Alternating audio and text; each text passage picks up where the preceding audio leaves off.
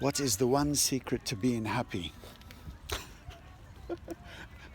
Someone asked me that the other day. God, what a question. How do you answer that? I don't know. How should I know? Is there a secret to being happy?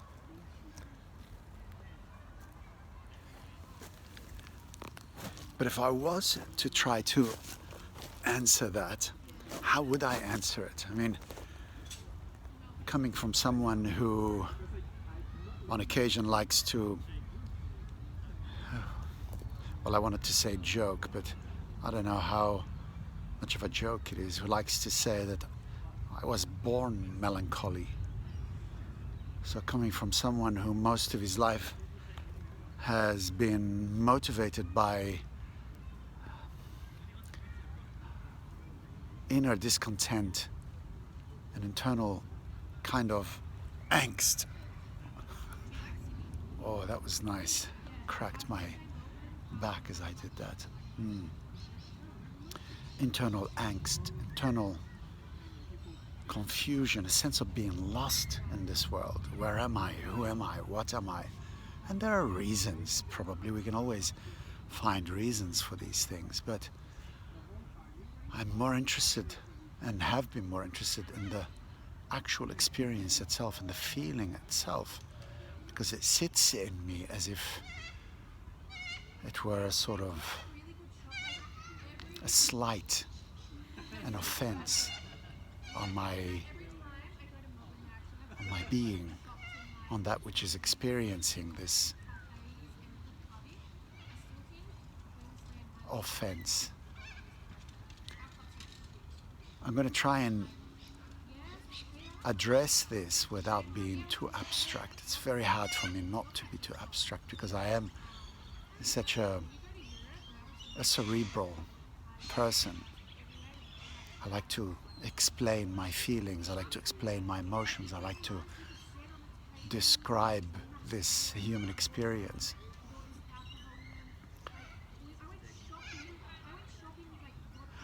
I would say this.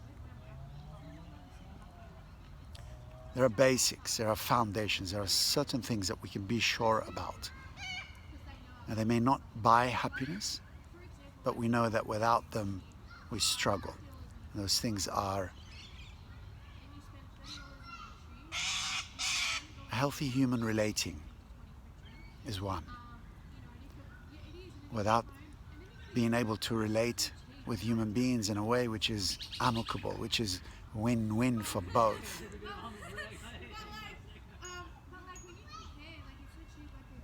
we will tend to find ourselves either being rejected or rejecting others, discluding others or being discluded.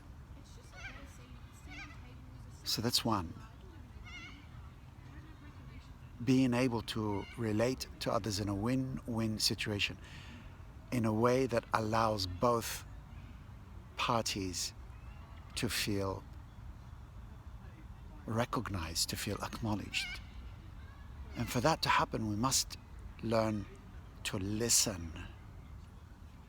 And I don't mean just to hear, but to actually be able to receive the other person, to be present, not to use them as a pretext for,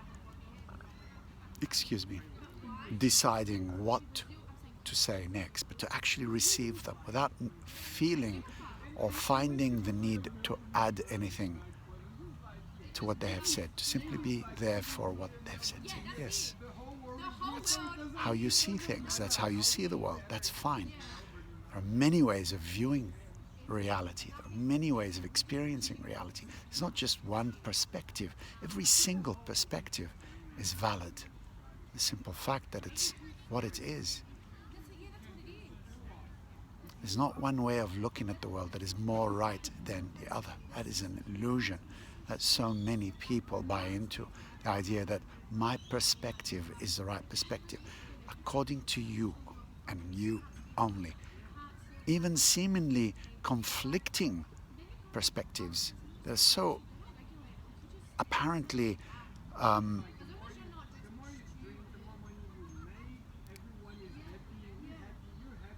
grotesque, I think is the word that I want to use. Even that is valid.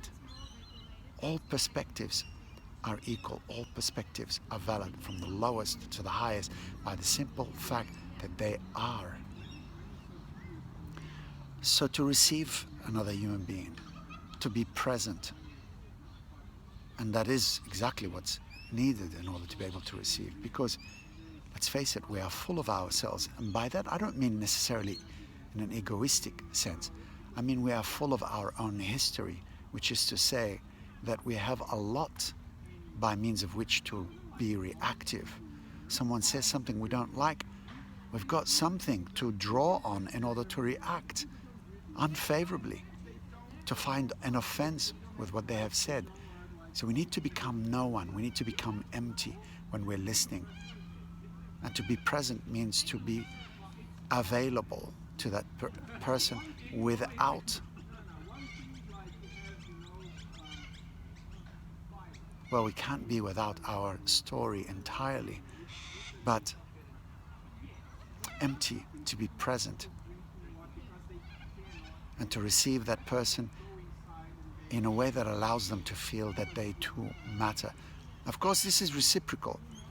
Someone once said, when I described this to them, they said, yes, but it needs to be, a two-way thing. But the thing is this, if you can do that, you won't have an issue with finding people who will be willing to receive you.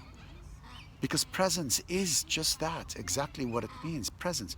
There will be such a presence about you, such a magnetic presence about you, such a space of intelligence about you, such a space of non-judgment, that the other person will feel this compulsion to want to know what you have to say. They want what you're on, basically. So that's the first thing. Healthy relating, the ability to receive another, which necessitates the ability to be present, to hold the space without feeling the need to add anything to what someone said, neither to affirm them or to disprove them, just to be present. Yes, I hear you. So that's the first thing.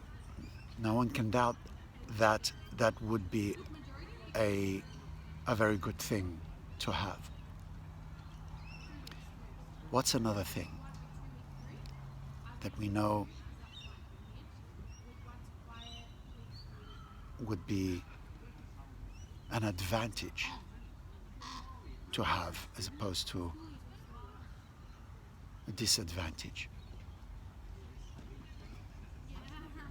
The question, let's remind ourselves, was, what's the secret to being happy? So healthy relating is one. And I would say living sobriety, being sober about life and what it is. In my own experience of life, I've been so drunk on so many ideas and illusions about what life is. And I see so many people are similarly prejudiced. They say all sorts of things that absolutely make no sense. Living sobriety, life is what it is. It's meant to be challenging. It's not meant to be a bed of roses. It's meant to be what it is. You accept the facts, and you will find a greater ease in living. But if you oppose the facts, if you think that life should be different than what it is, then you are deluded 100%, only 100%. Life is what it is because it's supposed to be what it is. And there's this idea that life is supposed to be, or life is supposed to make us happy, as Eckhart Tolle says. He says, life is not supposed to make us happy. Life is supposed to awaken us to ourselves, to wake us up to higher, more elevated dimensions of being. So life is not here to make you happy. Life is not here to pacify you. Life is not here to please you and to appease you. Life is here to challenge us. The thorns are meant to be there. If we can accept this, inevitably we become different. Our approach becomes different. Our attitudes become different. We don't complain about the thorns. They're part and parcel of the reality of the rose. You take away the thorns, what happens? You genetically modify the rose, what happens? It ceases to smell. It gives up its aroma. It no longer has a sweet aroma. You smell many roses that are just almost is an offense to being a rose. It has no scent.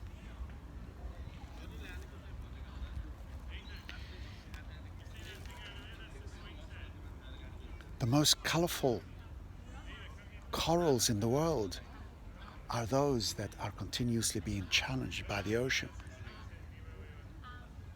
Those that aren't challenged by the ocean are dead coral.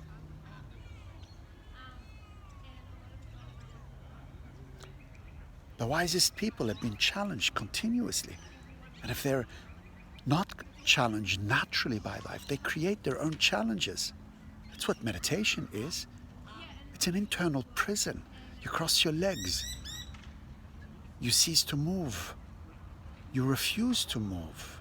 And within that self-imposed confinement, you create a necessary condition for elevating. I have a saying, life tests the most those whom it deems the most useful for its higher purposes. So it's a second thing that we can at least be sure it would not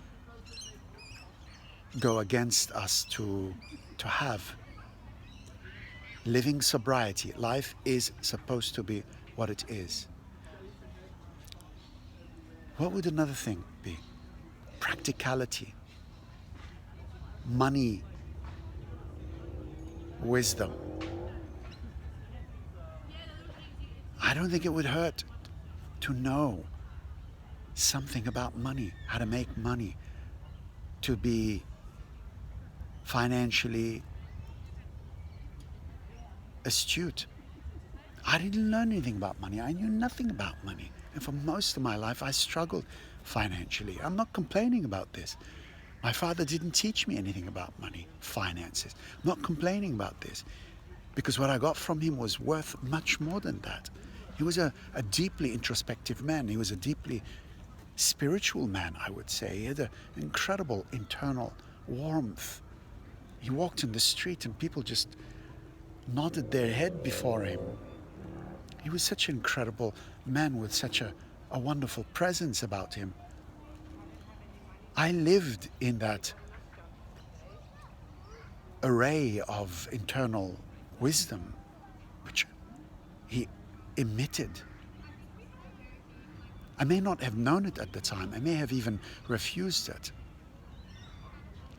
But that's priceless. I have the feeling of what it is to be inwardly noble. I have the feeling for that. I walk with it. I can feel its frequency. I can feel its vibration. I can feel its color. And I got that from him. It didn't teach me anything about money. He didn't teach me about relationships with women and so on. He was too old. By the time I came about, I think he was 60. He was 70 when I was 10, 80 when I was, is that true? 20, maybe. Or was it, he was 50 when I was born. Was he 60 when I was 10? Maybe. 20 when I was 70 when I was 20.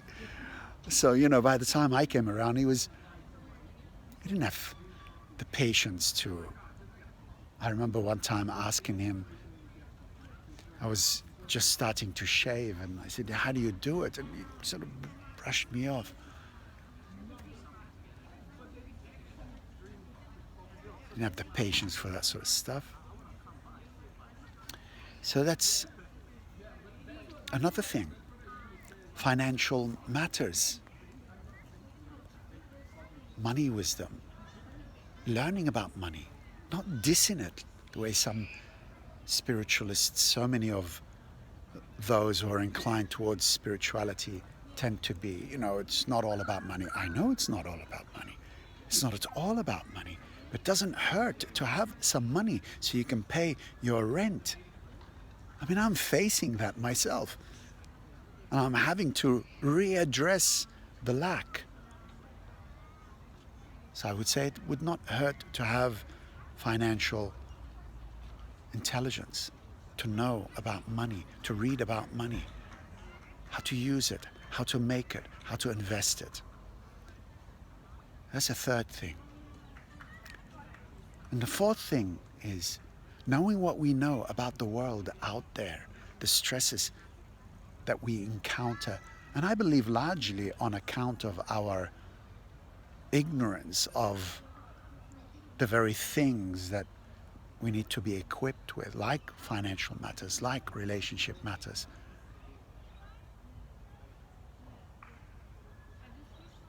Like holding presence, receiving, win-win situations, win-win relationships.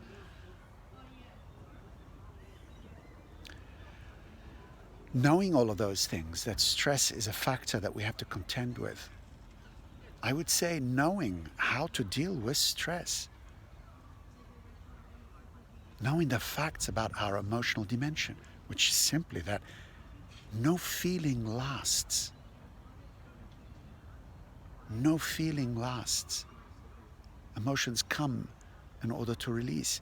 If we can have that understanding, and we can allow ourselves to feel without being frightened of our feelings, feel to release, feel to heal. The Buddha said, I would say it's his contribution to the field of spirituality is one word, anicca, A-N-I-C-C-A, which is a Pali word that means changing. The nature of all things is continuous change or decay, all things rising in order to dissipate, to release. And in Vipassana meditation, those retreats where we go and stay for 10 days, meditating for 14 hours a day or whatever it is, you sit in this internal state and allow the body to begin to release its history without moving, with the understanding of anicca, changing, rising, releasing, dissipating, changing, all things rise to disappear, all feelings rise to dissipate, all sensations rise, the pleasurable ones and the intense ones.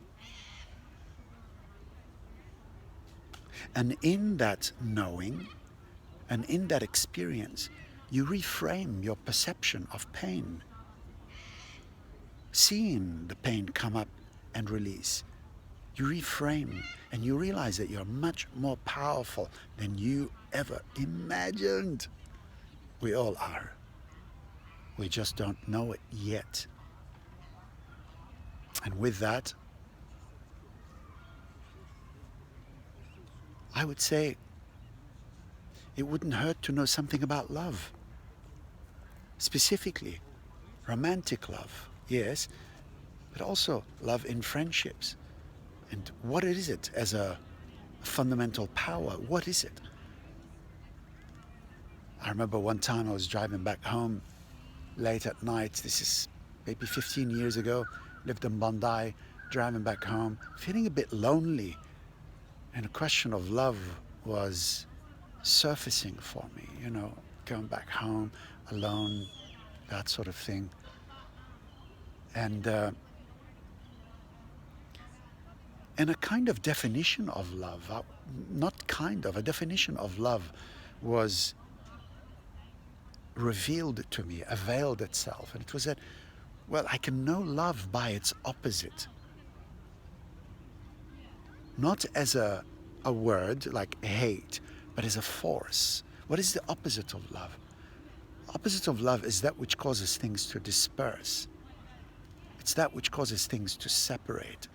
And in human experience, it's that which causes two people to part ways, to move away from each other, to reject each other. So the opposite of love is that which causes things to separate, well, then love must be that which brings things together into greater and greater concentration of being, into greater cohesion. And I understood then that love essentially is a power that holds things together, that holds the entire universe, perhaps, I don't know, but it certainly that holds things together, since it brings things together, and according to its opposite, it brings things together into cohesion within oneself. We seek love in order for us to be more whole.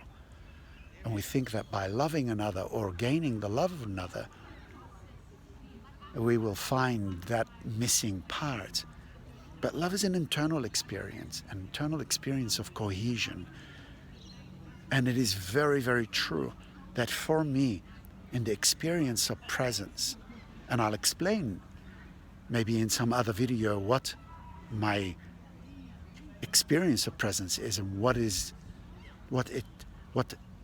categorized by, because presence needs to be discerned.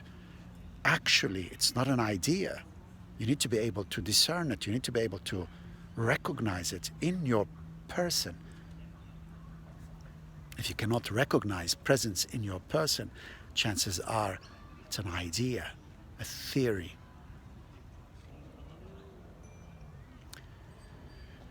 So in terms of love and presence, I have seen that love is always accompanied by presence, and presence is always accompanied by love. You can see for yourself when you're with someone who you love, and you are present to the moment, more present to the moment. And in the absence of that person, you find yourself, the mind wandering, daydreaming, and so on. So the internal experience of love can actually be activated with presence, by being present to the moment, more discerning, by paying attention, looking, seeing the trees, the color green, separating the color green from the leaves, from the tree, seeing just green. And in that pain of attention, there is a sort of stilling that happens in the body. It's a chemical experience, in fact, because something is released in the body. Something is released in the body, and that feels like love. It draws you into greater cohesion of spirit, mind, and body.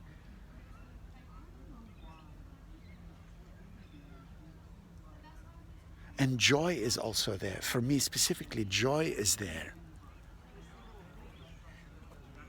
That's one of the features of bliss for me. For others, it may be something else. Peace and so on. I don't find peace in bliss. I find joy. That's one of the qualities that's my perception of bliss, my experience of it. So love and understanding, a better understanding of love, an internal understanding of it as a cohesive power that allows us to feel more whole, and that presence facilitates love. And that's not to say, of course, we can't have relationships with others. I mean, that would be ridiculous if I even had to address that. I'm not talking about that. But to talk about that, if we said earlier that a win-win situation in terms of being present to the other in love relationships, we need to also exercise that understanding. The other person is there not because they have to be there, even though that's how it seems. That's how relationships are conducted. Most relationships are conducted on the idea that, that person can fulfill me, and therefore I have to be there. And now I owe that person something, or they owe me something. I mean, this is not a love relationship. This is a sort of arrangement of,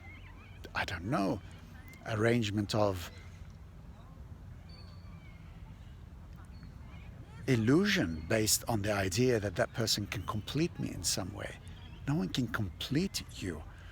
I was once asked, this is about 8 years ago, I was walking in the street and I had a girlfriend at the time, and this girl I bumped into, she said, "Oh, where's your other half?" And I felt so inwardly offended. Not offended in the sense that, as if somebody had just found a fault in me, but offended in the sense that I felt reactive, like, what a really stupid thing to say. What a silly thing to say. Where's your other half? I know what she meant. We all know what's meant by that. Where's your other half? Like, I don't need another half. You don't need another half. It's a joy to be with another person. But you need to be whole. And I don't mean you wait until you're whole to be with another person, but you at least need to have that understanding in order to guide the way you conduct a relationship. If you enter into a relationship with the understanding or the idea that this person is your other half and they can complete you, you're going to hate them very quickly, and they will absolutely hate you, and all your little darlings will be turned into your little demons that they hate about you, and vice versa. So in love relationships, to have the attitude that this person is there because they want to, they're making that choice, they have the choice to leave. Also, they owe you nothing and you owe them nothing. They can leave at any moment. There's always the threat of that, and that beautiful threat, which actually is very stimulating for healthy relationships. I don't mean threat in terms of like you're in danger. That person is choosing to be here now, and you better be present. And I don't need you to interfere with their life, and vice versa. You respect, you relish, you enjoy, knowing that you are already whole and you're here to celebrate your richness and your wholeness with that person. I believe that that's probably a very great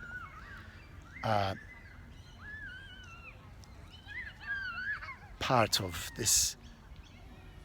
What's the one secret to being happy? There is no one secret. Maybe it's a combination of things.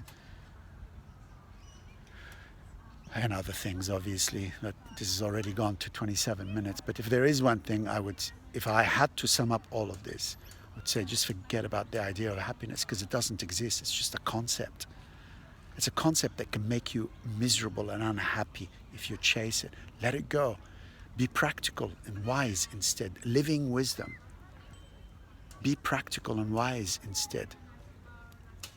Find it in you to get rid of all those delusions and all those falsehoods. Just see them. Don't even get rid of them. Just recognize them. Recognize that you've been imprinted with so many of them. Start to see them. Start to recognize them. That's the one secret, I believe. Get rid of the idea of happiness. It's neither within nor without. It's a concept. Everything is a concept. All things are a concept. Even the idea of being me is a concept. Bassam is a concept. You're a concept. Everything is a concept. The idea of waking, spiritual realization, it's a concept. Consciousness is a concept. In the absence of all concepts, truth is there, but you can't name it. That which is left when all ideas are gone, that stripping away of all these ideas, what is left, that you are, that, or I am that I am. Now that all that is gone, that I am, that I am, that I am. It's a story, I can't remember it relates to which tradition, but it's asked, by what name shall I know you, when God appeared to whoever it was? Was it Moses, perhaps? By what name shall I know you, or shall I address you?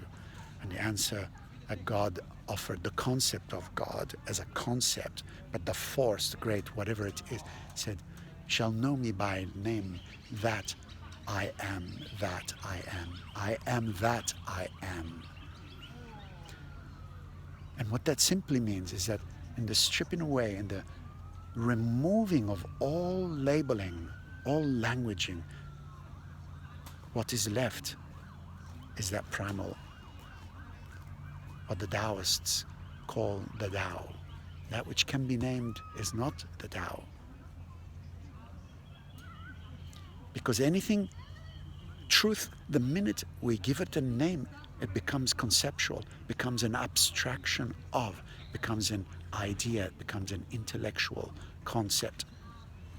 So if I had to say one secret is this, to understand that even you are a concept.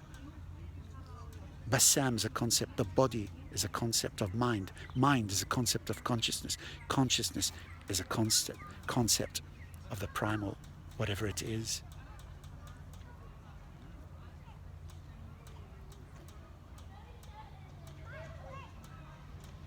In the absence of all concepts, what remains? I promised that I would not get abstract. That is very hard not to. At least we covered some practical things. And yes, it's a combination of things. Living wisdom, sobriety, living sobriety. So many of us are drunk on ideas. Spiritual people drunk on spiritual ideas, thinking that money is not, you don't need money, and most of them are suffering, not being able to pay rent. Most of them are talented, remarkably talented in so many spiritual ways, carrying healing gifts and so on and so on. They don't know the first thing about setting up their business. How do I know that? I was one of them. They don't know how to make themselves. They get in their own way because of all these distortions. They're trying to be goody-goody. They're trying to do the right thing, the diplomatic thing, the correct thing, the spiritual correctness, instead of actually just getting rid of these concepts and becoming useful in the world. Show me how I can be useful in this world. Moving from survival to service. Not because it's a good idea, not because it's the right thing to do and that will win me a seat in heaven, but because service is a smart investment, economically, socially, in every single way. You make money when you serve anyway. I'm doing that. So much. Maybe I should approach this in a more non-spontaneous fashion, really sit down and make a series of videos just about this. Anyway, my friends, it's gone over half an hour. This is Bassam. Let me know your thoughts. And